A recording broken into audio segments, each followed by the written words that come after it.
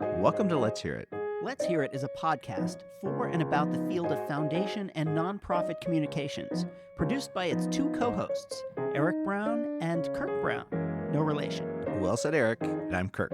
And I'm Eric. The podcast is sponsored by the College Futures Foundation, which envisions a California where post-secondary education advances equity and unlocks upward mobility now and for generations to come. To learn more, visit collegefutures.org. You can find Let's Hear It on any podcast subscription platform. You can find us online at letshearitcast.com. You can find us on LinkedIn and, yes, even on Instagram. And if you like the show, please rate us on Apple Podcasts so that more people can find us. So let's get on to the show. And we're back. Welcome in. We're glad you found us. We're glad we found you. We're over here. There. Come in. It's Let's Hear It. You. We're so happy to have you. So happy you found us. So happy to be talking with and at you and about things we really care about, including the sum of us. I'm going to ask you to set this up, Eric, but I'm a little starstruck. This is real star power. Wow. So set this up. This is really wow. This Heather is great. McGhee's on television, and she's alive. on Dax Shepard and other things. Do you know what Heather McGhee was doing in February 2024? Please tell me.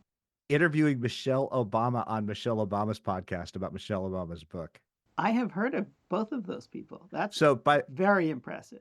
By the transitive property of podcasts, we have now been on Michelle Obama's podcast. So this is great. It's rare air. It's rare air. 1 degree of separation from Michelle Obama. Heather McGhee. No degrees from Heather McGhee, who is an extraordinary human being. So she's the author of The Sum of Us, What Racism Costs Everyone and How We Can Prosper Together. She's the former CEO of Demos. And we had Sabeel Rahman from Demos, the Think and Do Tank. So we have now had 2 Demos CEOs on the show, which I think says something. And she's just an extraordinary writer and person, and she is cool and so much fun to talk to. And I learned from her, and I deeply appreciate her for joining us on the show.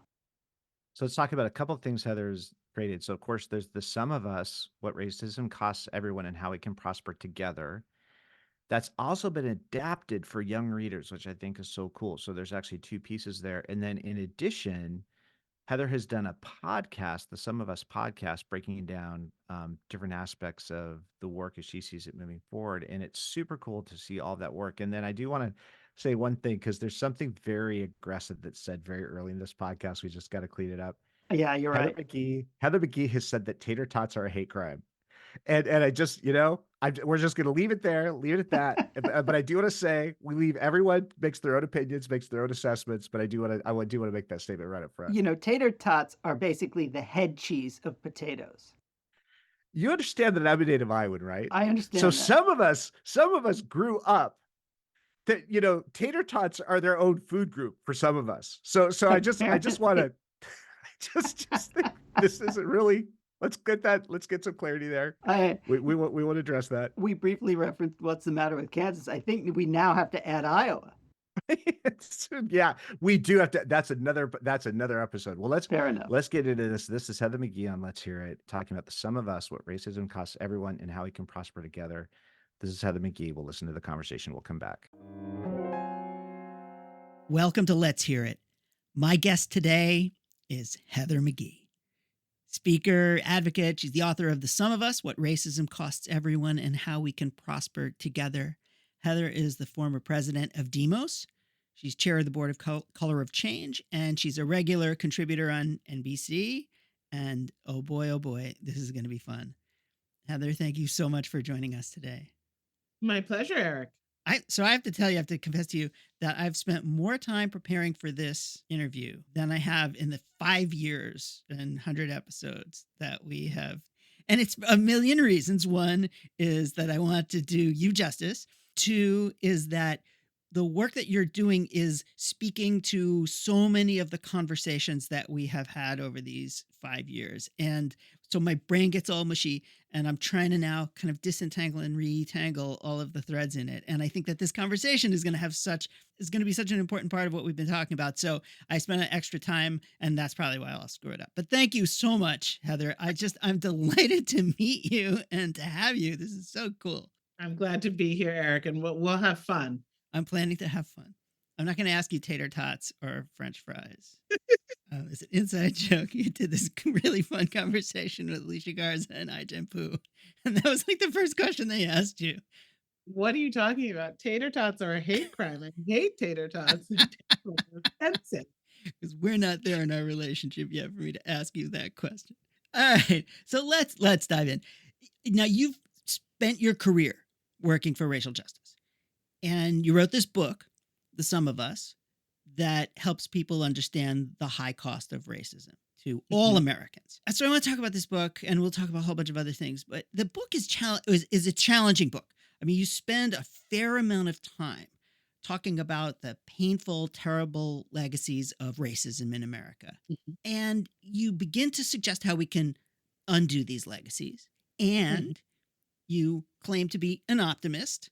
And so you're like this book is kind of holding in tension the challenges that we are dealing with on a daily basis and the potential for change and in coming up with a better solution.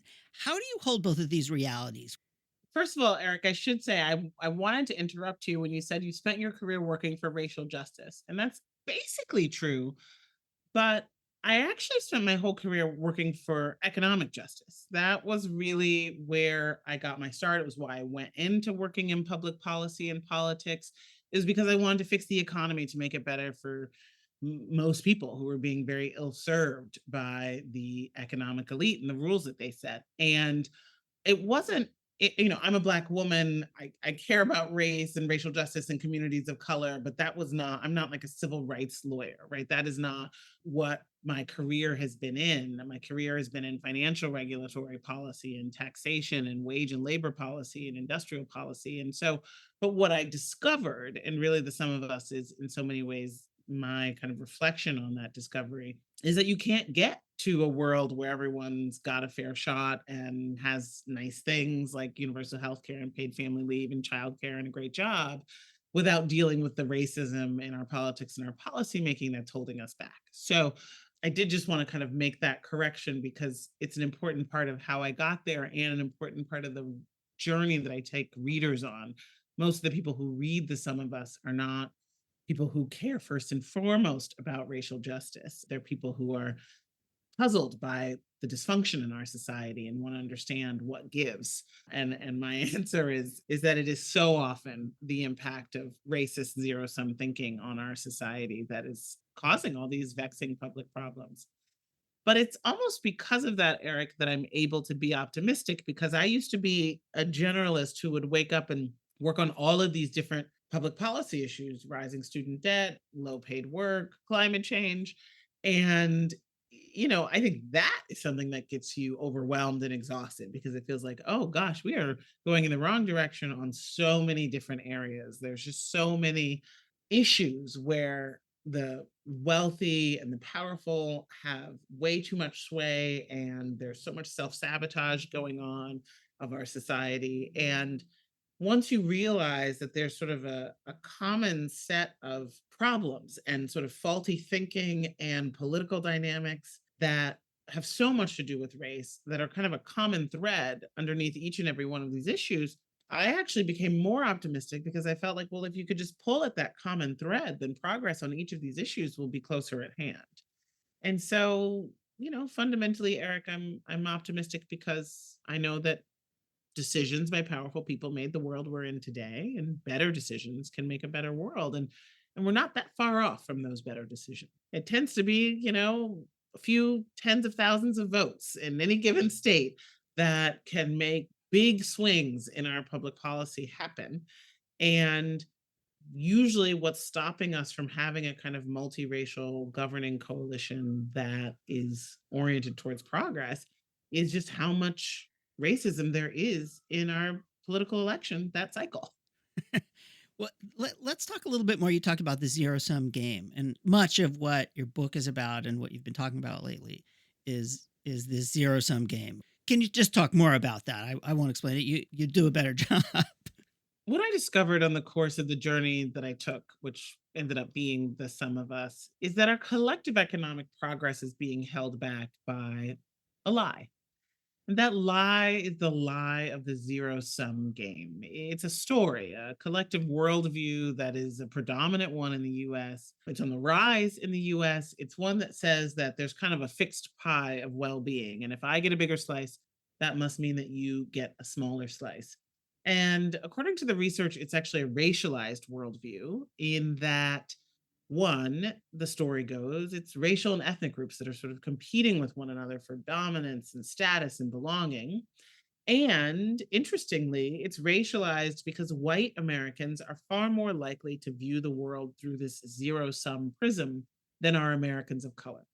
Generally speaking, folks of color don't think that our progress has to come at white folks' expense, but the reverse isn't true. And so when I learned about this kind of zero sum mindset that is increasingly predominant in our society, it really was a big aha for me because it helped explain some of the dynamics in our political conversation, our economic conversation, our policy discourse, and that all goes really counter to the way economists see the world. Generally speaking, it's not a zero sum game. It's like a regular sports game, right? Where you want all the players on the field scoring points for your team. You don't want anyone sidelined due to debt, discrimination, disadvantage.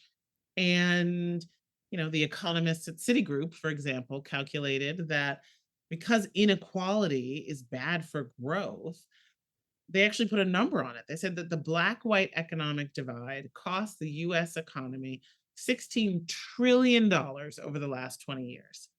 And so that's a really just one big killer fact about the ways in which it's not a zero sum game. We don't want players that can't score as many points as their God given potential. But the problem with the zero sum lie is it says we're not all on the same team.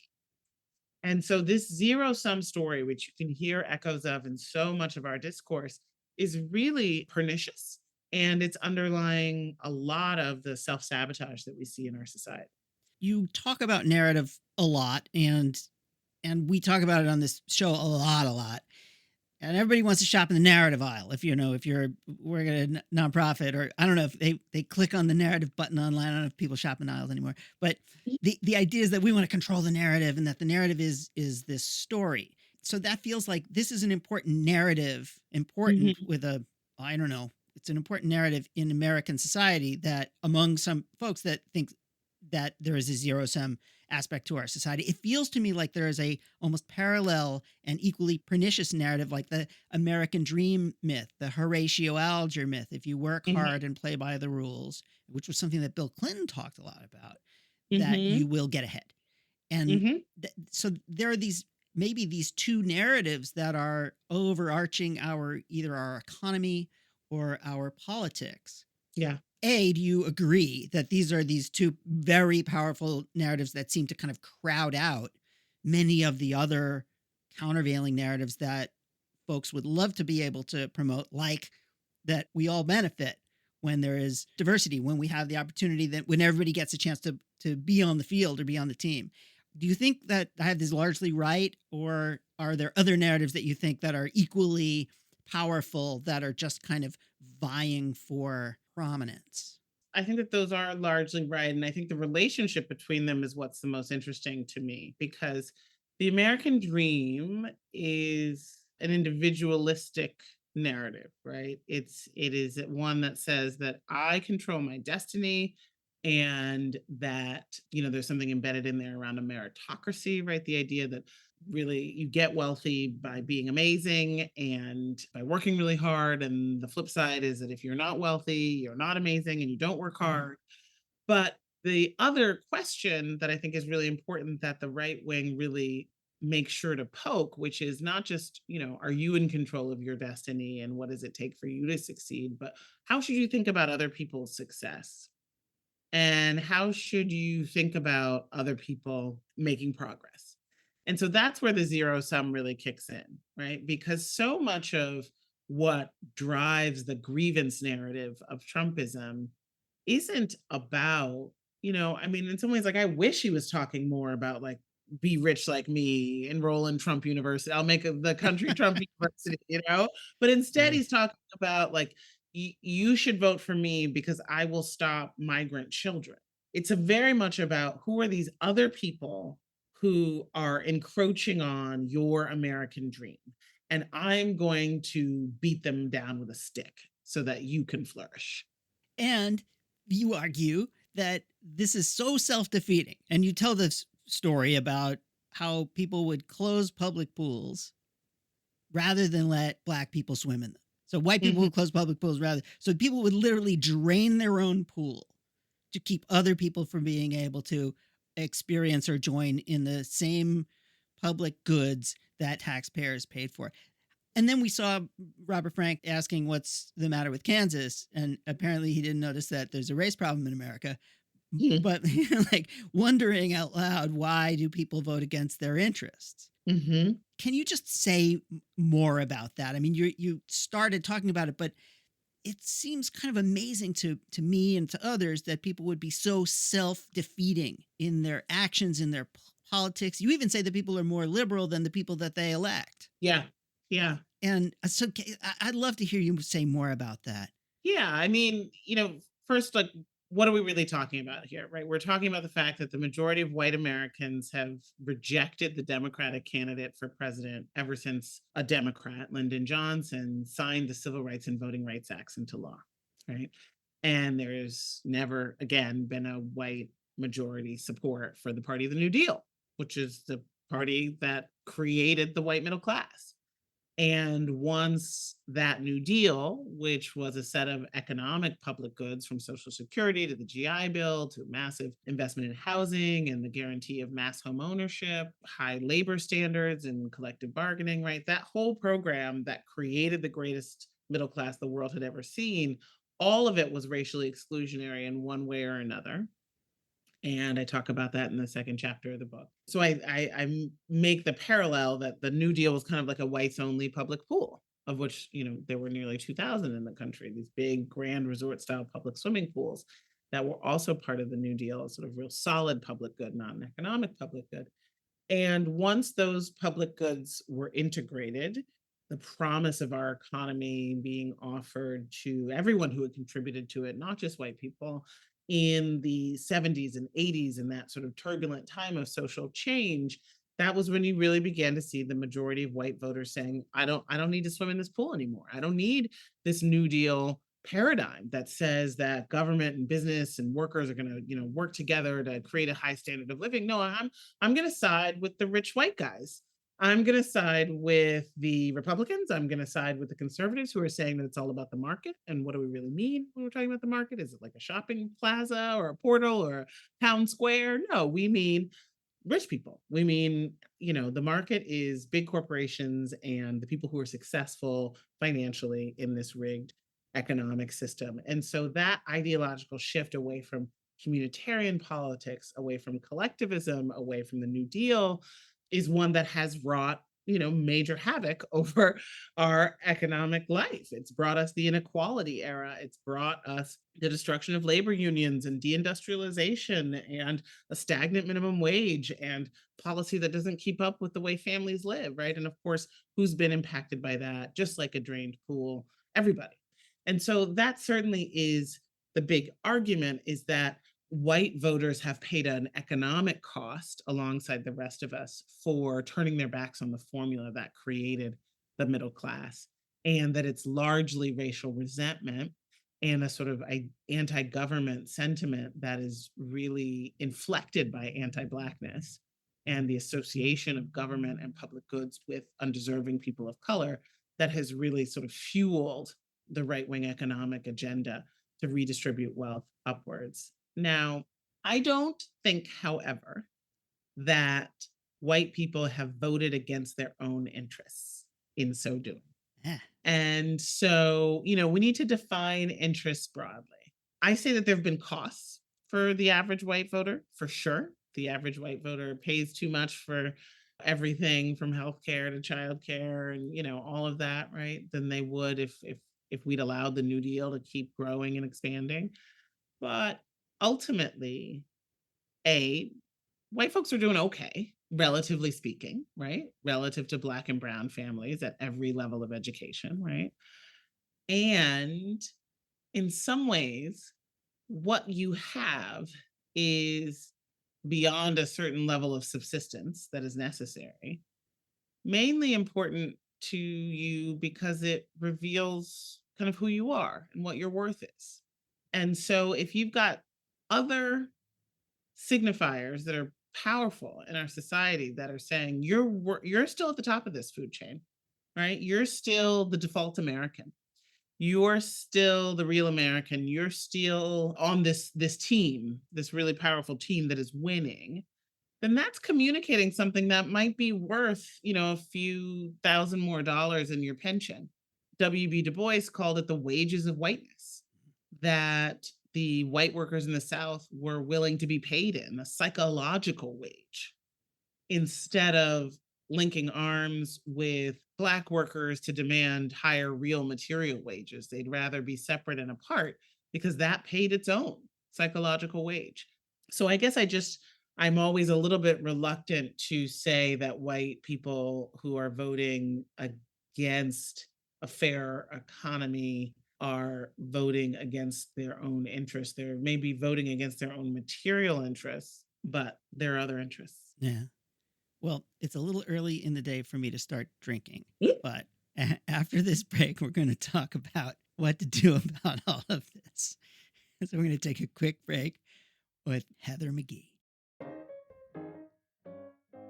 You're listening to Let's Hear It, a podcast about foundation and nonprofit communications, hosted by Eric Brown and Kirk Brown. If you're enjoying this episode, you may just be a rule breaker. Tune in to Break Fake Rules, a new limited series podcast with Glenn Galich, CEO of the Stupsky Foundation. Hear from leaders in philanthropy, nonprofits, government, media, and more to learn about challenges they've overcome by breaking fake rules and which rules we should commit to breaking together. We are also sponsored by the Conrad Prebys Foundation. Check out their amazingly good podcast, and we're not just saying that, Stop and Talk, hosted by Prebys Foundation CEO Grant Oliphant. You can find them at stopandtalkpodcast.com. And now, back to the show. We are back with Heather McGhee. I did a quick shot over the break, so I'm I feel girded. No, but let's now talk about what you call the solidarity dividend. I mean, this is really the flip side of the zero-sum concept. What is this competing narrative that we can work together to promote and come up with a solidarity dividend? Let's talk about this a little bit. It's basically the idea that we have to acknowledge that we need each other and that the most important things in life I simply can't do on my own. Right? I can read to my son. I could hire him a private tutor. I can't make his neighborhood school an excellent, well-funded one on my own. That takes all of us. It takes government. I can recycle all I want. I can't put a dent in global climate change on my own, right? That takes all of us. It takes collective action, collective problem solving. It's the idea that, of course, there are common solutions to our common problems. And in a multiracial society where racism has been used strategically to cleave the kinds of multiracial working and middle class coalitions that could solve our common problems together and use the power of government and labor unions, other forms of collectivism to fix the things that are broken, then what's super powerful is multiracial collective action. And so this idea, this term that I coined, the solidarity dividend, is really about these actual gains. And I used the term dividend for a reason, right? We're talking about gains, wins, upsides in our financial lives that we can unlock, but only by coming together in cross-racial solidarity. I love the word solidarity. I think it's one that we don't use enough, but it's a very powerful concept that says that we are interconnected, that no one should fight alone, that an injury to one is an injury to all. And in the back half of the book, I tell a number of stories that I then expand in the podcast, The Sum of Us, which is a narrative documentary podcast telling 9 different stories of multiracial coalitions in overlooked places across the country. People coming together across lines of race to do together what we simply can't do on our own. They're really winning against these problems that are caused in whole or in part by systemic racism. But these are coalitions of white, Black, and Brown, Indigenous, and immigrant people being willing to put away zero sum thinking and roll up their sleeves and link arms across race. And they win. And they're really great. My favorite, I think, was Lewiston, Maine, but there was a bunch of them that were really fabulous. So your book came out, I think, 2 weeks after Joe Biden was inaugurated, if I have this correct. Yeah. And a lot of folks were just trying to shake off the pain. It was 4 miserable years, and we're like, okay, fine, Biden is here. And I knew nobody thought he was going to save the day, but they were like, okay, things are going to get better. And since then, the government has allocated over $1 trillion in clean energy and infrastructure spending, which feels to me like a spectacular opportunity to make this case that the pie is getting bigger, whatever metaphor you want to use. Although I think a lot of folks are still seeing that there's resistance to taking the money, or they don't trust, or whatever. The right is trying to spin this into yet another zero-sum narrative. How do you feel this opportunity is going so far, and where are the best ways to continue to talk about the solidarity dividend? Because there's a lot more money on the table. The trick is, do we use it to our advantage? And I'm going to use the royal we, you, me, and everybody who cares. And how's that go? Yeah.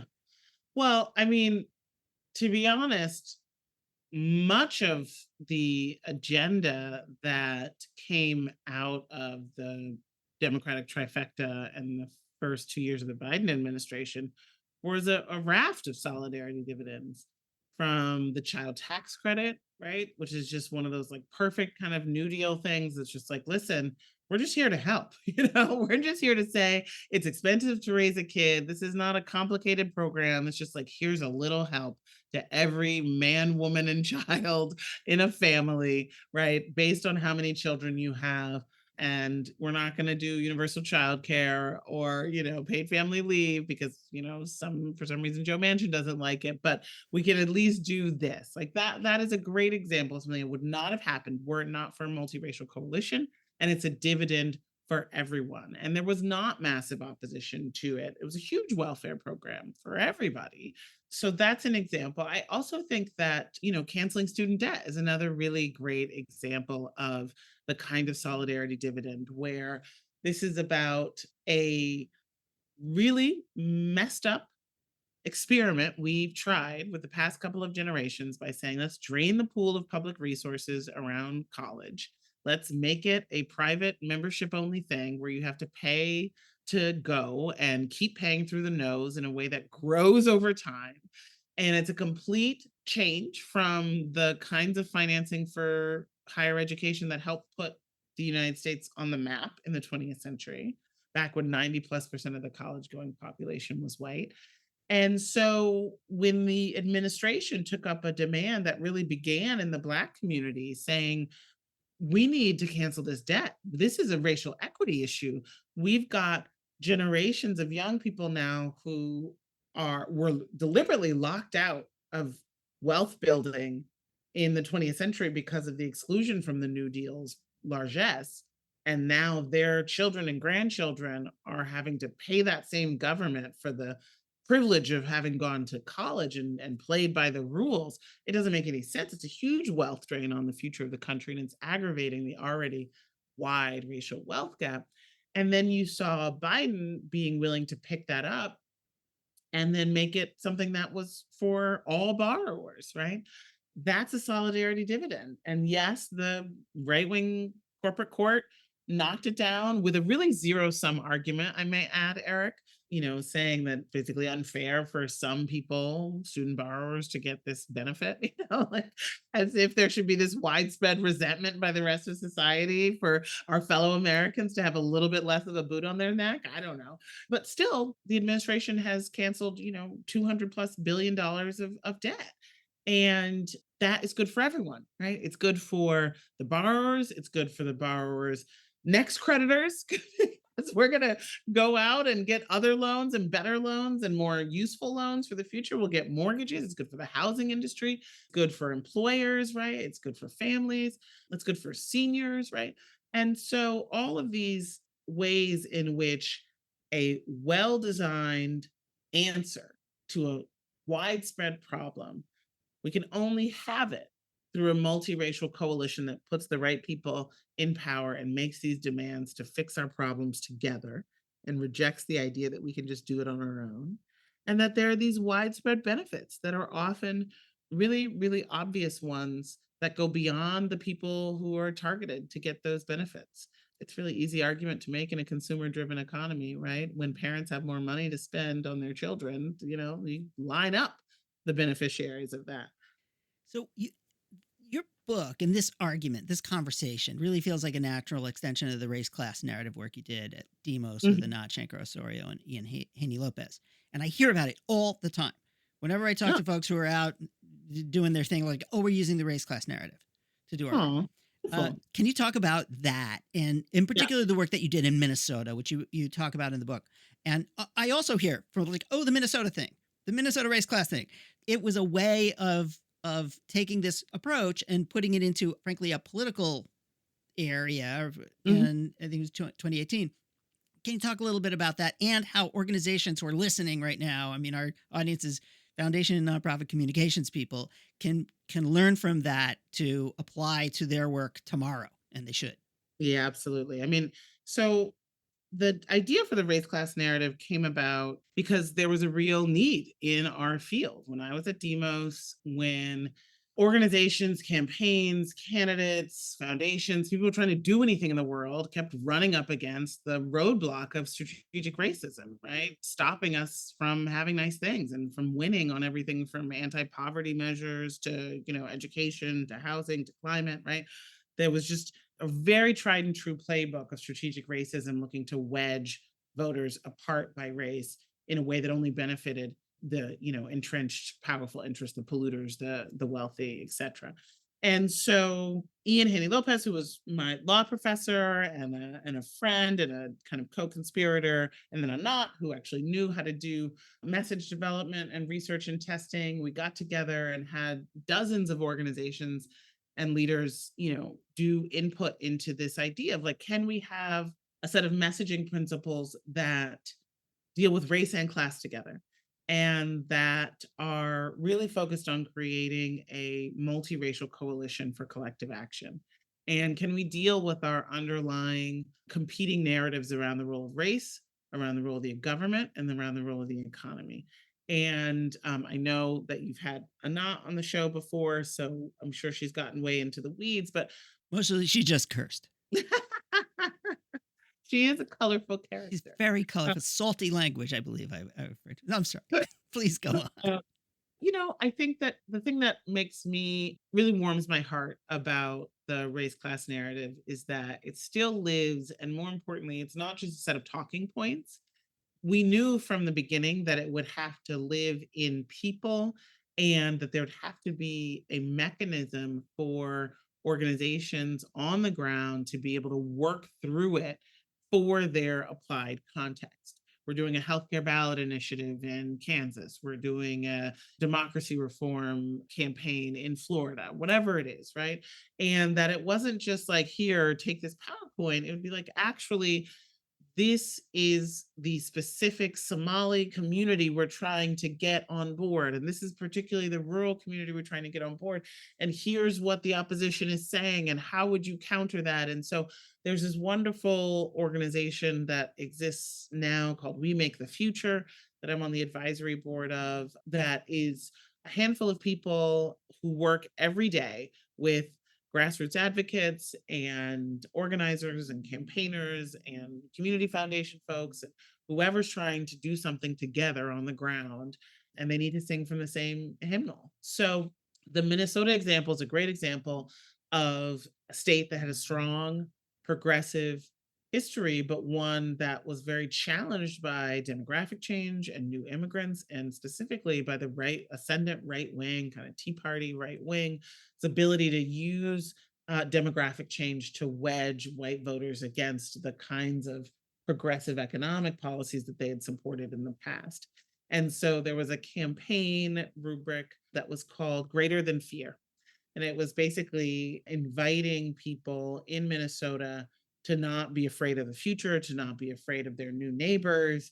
And used a very Minnesota specific set of images and stories around how people always help each other out in the snow, right? Minnesota, snow. The snow hits and everybody has to help plow each other's car out and help push their car out of the stuck in the snow. I was in Minnesota a couple years ago, and as soon as I got to the place where I was going, with some church or something, that thing was happening. There was literally a group of people trying to push a van out of the snow, and it was, honest to God, like a hijabi woman, an African man, a white, guy with like curly kind of Norwegian hair. I mean, it was just kind of hilarious.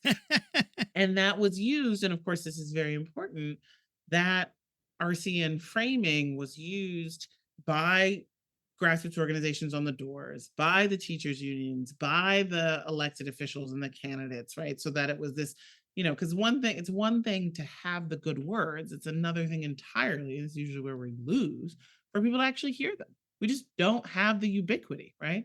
And so in these state and local campaigns, if foundations really help make sure that there is the communications capacity, and if organizations invest in aligning their communications staffs, then you can actually create a little bit of an echo chamber that lifts up and out of the nonprofit ecosystem and becomes something that people actually hear. And what we know is that every one of us, and this is not just about getting white people on board, every single one of us as people in this society, we know the right wing narrative. It is part of us. It has wormed its way into our ear. There's a part of us that will nod along to the idea that everyone's in control of their own destiny, and you got to pull yourself up by your bootstraps. And, there are a lot of people who are just trying to game the system. And then we also have in our ears what we would think of as our better angels, the idea that we've got to do it together. And so the question is just, who's loudest in our ears? Who's the most recent person we've heard be the most compelling about that story before we walk into the polls and before we make decisions? And so that's really the work. Well, we'll definitely link to that on the website as well as the book. There are two other things that are in my head, and we'll just take the time we need to have this conversation because they're really important. One of them, by the way, Rinku Sen calls it the song that you hear in your head. Is her shorthand for that narrative. It actually bypasses the brain's, frontal cortex, and it goes straight to your heart or your soul. It's the story, and and if you can connect with people at that level, obviously you've won in a sense. And it sounds like the Minnesotans were so proud of being Minnesotans who help each other out that they forgot that someone was, dressed differently or looked differently, and you were able to appeal to that in a really effective way, and they felt good about it. And but that wasn't the point that I was trying to make. What I'm hearing in many ways is that if you can shape the narrative, and that is the song, that if you can help people access that song in a way that produces something that is powerful and meaningful and progressive in kind of every sense, then you shape everything. And you talk about how these other narratives have driven economic policy and social policy and housing policy, and goes on and on and on. But if you shape the narrative, you shape everything. Is that an overstatement? I actually had this conversation this morning with a friend, and he pushed back at me. He's like, "Oh, you comms people think everything is about story," but that's not what I'm saying. What do you think about that? So I think that narrative is 80% of the battle. And given what change makers invest in narrative, it's useful to just say it's all the battle, because we need to do so much more work on that than everything else. But I also want to do two things. One, explain that narrative doesn't just mean messaging. It means a common sense. It means the song you hear. And one of the most powerful ways for a new narrative to take hold, or for a neglected narrative to rise and become the dominant one, is through organizing.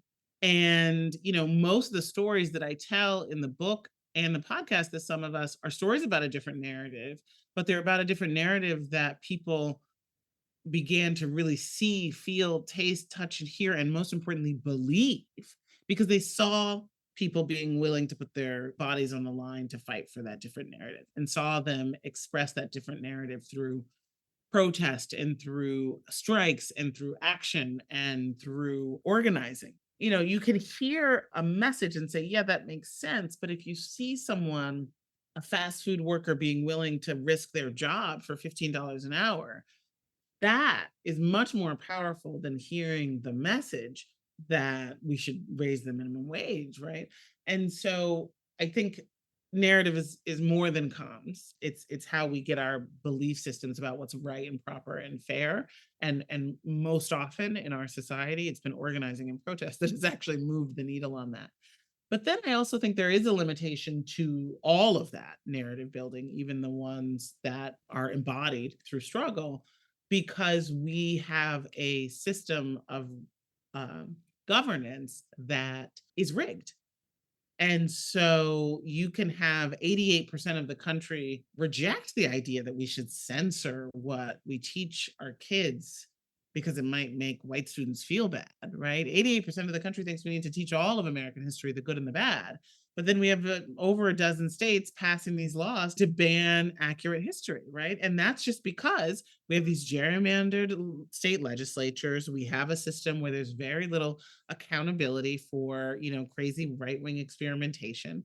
And same thing with diversity, right? We have a country that is not anti-diversity, right? And yet we have a 6-3 Supreme Court that is saying that it's illegal for us to try to create the America that most of us believe should be. So narrative is more than just words. It's also actions. And then also narrative can be trounced by raw power, right? And our system, my chapter on democracy in the book is called Never a Real Democracy, because I like to remind myself and others that the system was set up to create these ways in which minorities could rule. And that's what we're seeing as the sort of last ditch effort by an elite minority that wants to stop this multiracial majority from ruling.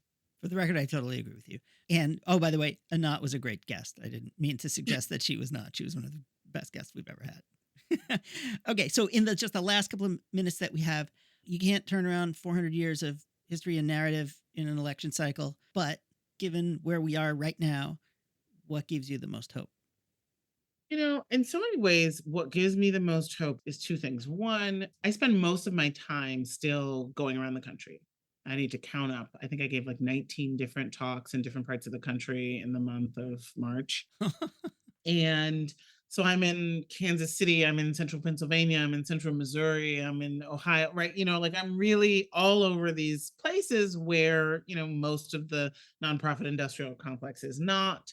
I'm not mostly interacting with movement folks anymore, which I miss socially, but is very interesting politically for me.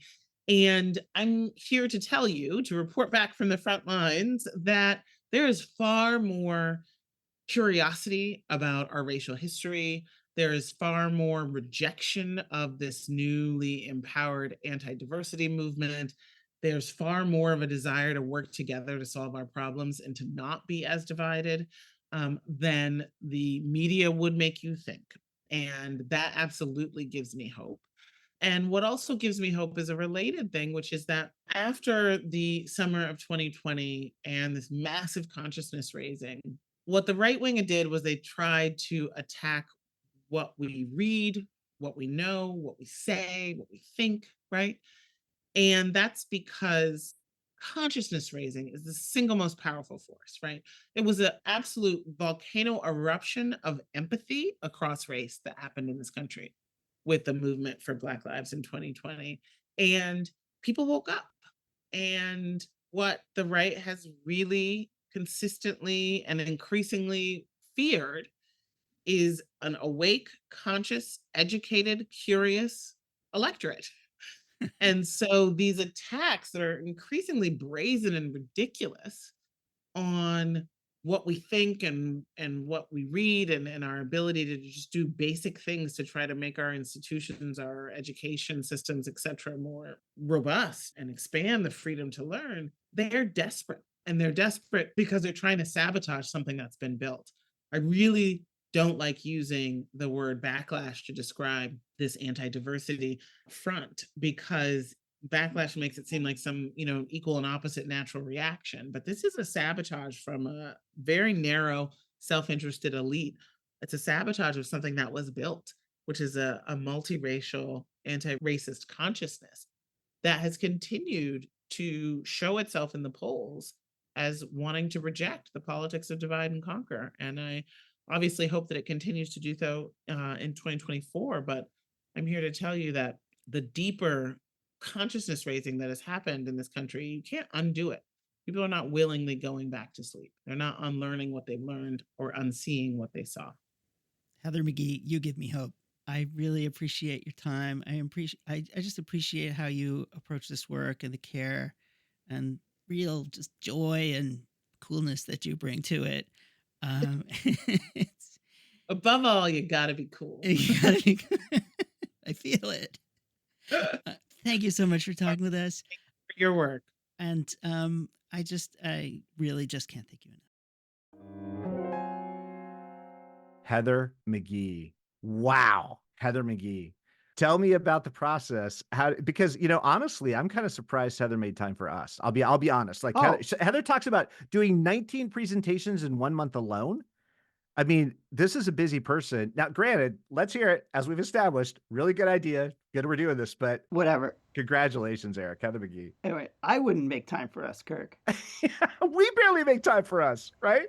Yes.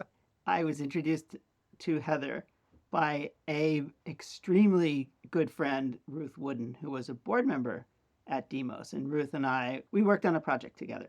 And she's just a dear friend and a wonderful person. And she used to run the ad council, and she's like old-timey. She has been in advertising and communications and marketing and nonprofits and has sat on boards for many, many years. And she's just an extraordinary person. And she just sent a note to Heather, and Heather said, well, if Ruth said I should talk to you, then I suppose I should. And so thank you to Ruth and to Heather for this great connection and this great opportunity to have such an important and meaningful conversation. Well, the genius in the words, can we just talk about the title of what she's done here? Just those 4 words, the sum of us. I just love that, right? And of course, we're addressing the racism that's at the heart of so many challenges that we see in America, but this framing around this that brings Heather to the work initially, how we can prosper together. And I loved Heather's reflection. Yes, Eric, this work is it's deeply looking at racism and how the issues that have come out of these racial divides. But really what we're talking about here is economic justice. And we cannot fix the economy. We can't make this work for all of us if we don't address the underlying racism. But in that, there's a way we can bring us together. It's genius work. It is so cool to hear about this work. Well, yes. And I mean, I think, was it Goldman Sachs or somebody even put a number on it? Is that 19 trillion? 19 trillion. You can't even comprehend the scale of the resources we're talking about here. Right. So there's a financial component to it. And Heather says that she is not a, by kind of definition, a racial justice advocate, but her work has such implications, and the cost of racism it's not just monetary, it's everything. It affects our soul. It affects who we are as humans, everybody, and the cost of it happens to everyone. And I think that point, I felt that really strongly in this book. And the book is, I mean, it's a really, really good book. For starters, it's just a good history book. She goes evidence-based, so much data and evidence. Yeah, she just goes into the history of racism and looks at these implications.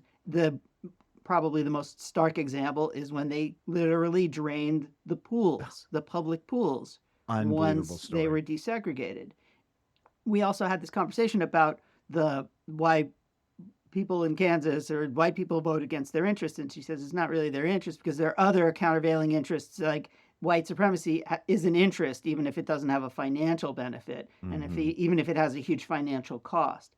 And that the pool thing is a perfect example kind of both, which is by draining the pool, white people get to exert their supremacy, even if it means that they don't get to swim anymore. And it Yeah. just shows the sickness.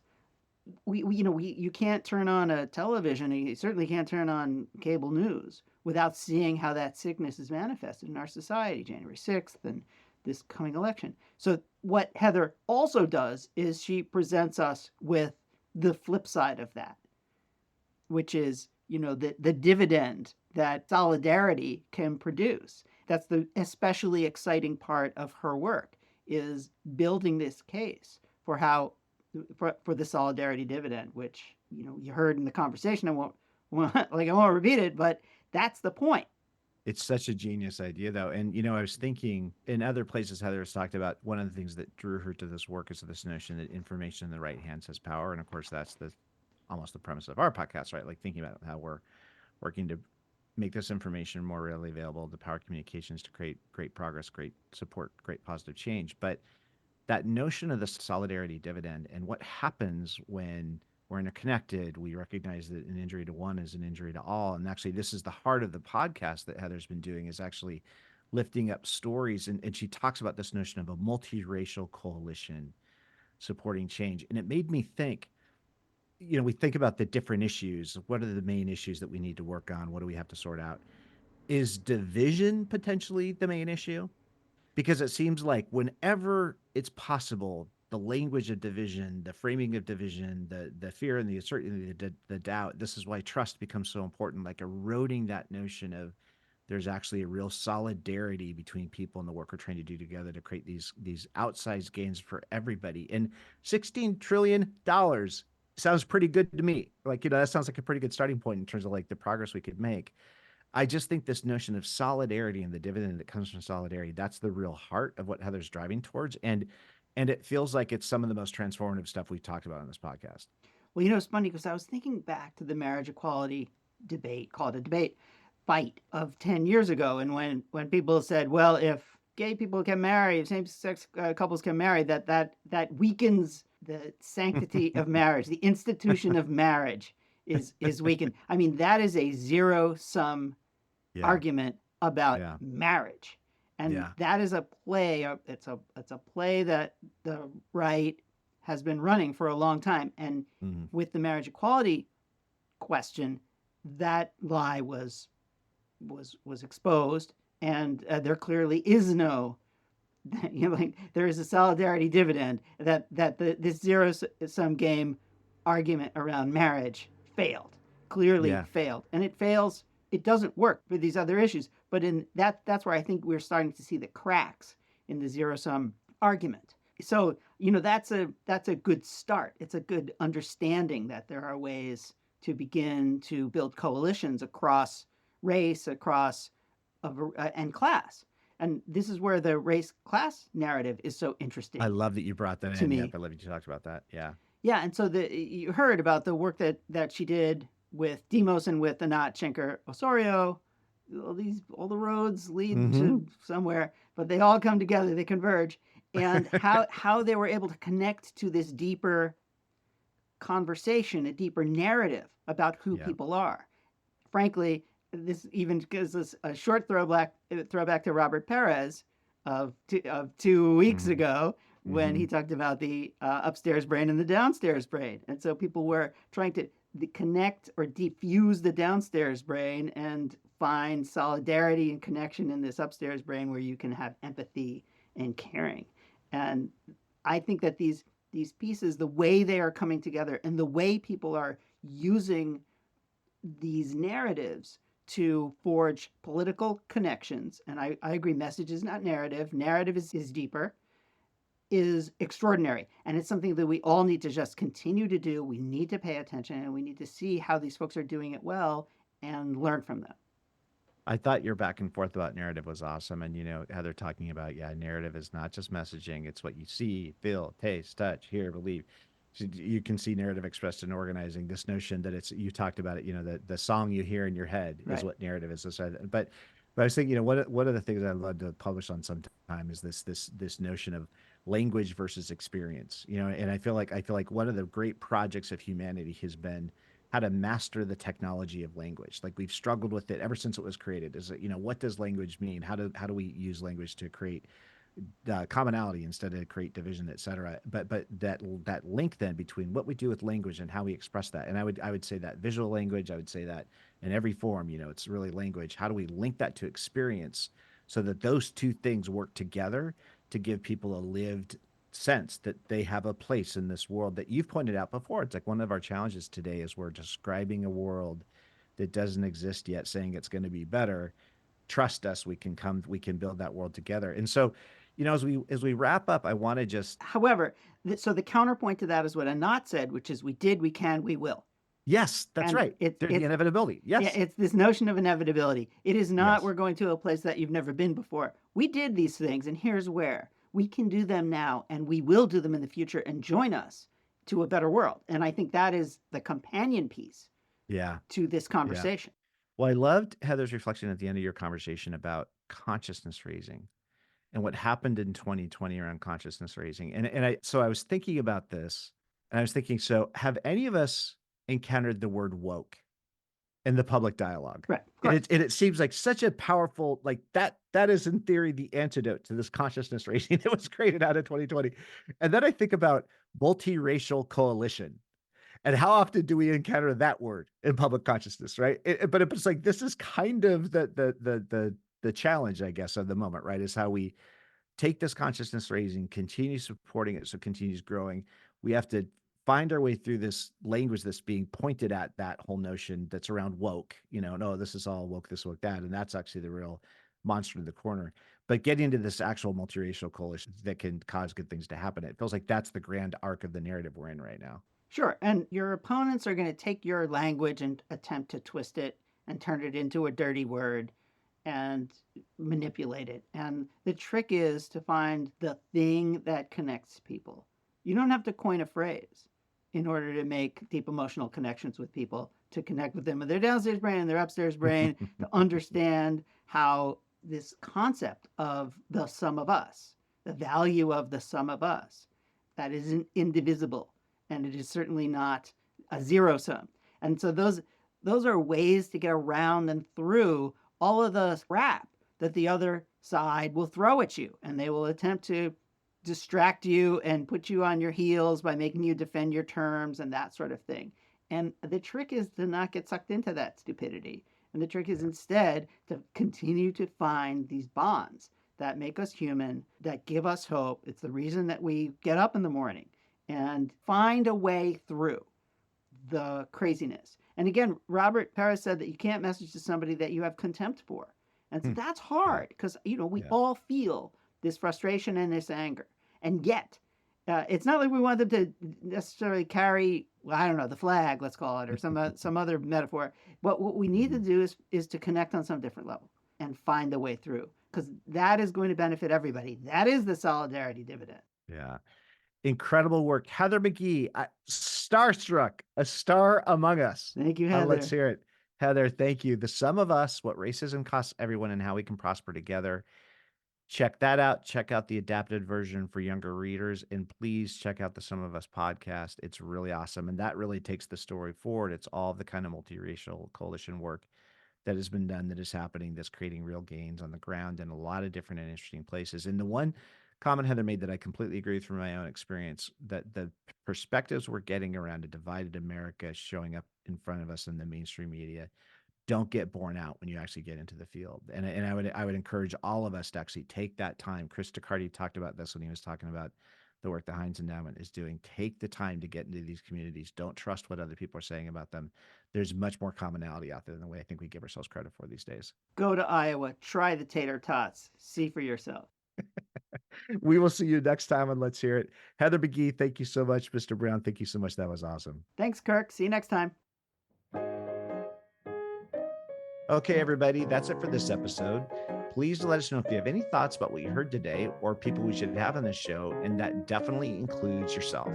And we'd like to thank Our indefatigable producer, Harper Brown. John Ali, the tuneful and inspiring composer of our theme music. Our sponsor, the Lumina Foundation. And please check out Lumina's terrific podcast, Today's Students, Tomorrow's Talent, And you can find that at luminafoundation.org. We certainly thank today's guest, and of course, all of you. And most importantly, thank you, Mr. Brown. Oh, no. Thank you, Mr. Brown. Okay, everybody. Until next time.